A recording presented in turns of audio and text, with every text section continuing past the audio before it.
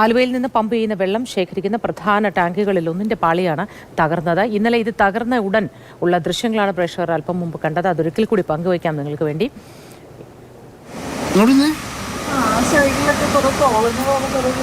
അവിടൊക്കെ വെള്ളം കയറിയിട്ടുണ്ടാവും.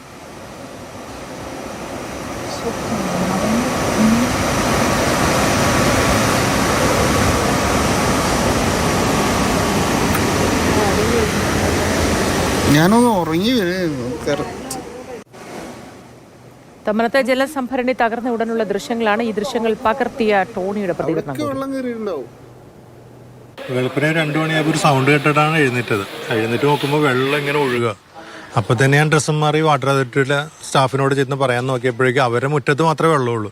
അപ്പോൾ അവരെ സെർച്ച് ചെയ്യണം എന്താ വെള്ളം. ഞാൻ നിങ്ങളുടെ മുറ്റത്തല്ല, ഞങ്ങളുടെ പുറകിലാണ് വെള്ളം പൊട്ടി മതിലൊക്കെ ഇടിഞ്ഞു ഒളിഞ്ഞ് വീഴുന്നത്. അപ്പോഴാണ് അവരത് കാണുന്നത്. അപ്പോൾ തന്നെ അവരൊരാളെ വിളിച്ചുകൊണ്ട് വന്നിട്ട് അവിടെ അകത്തത്തെ ഒരു വലിയൊരു വാൽവ് ഉണ്ടായിരുന്നു, അത് അടച്ചപ്പോഴേക്കും പിന്നെ സ്ലോ ആകാൻ തുടങ്ങി. അതിലൊക്കെയുള്ള പമ്പിങ് നിന്നെന്നാണ്.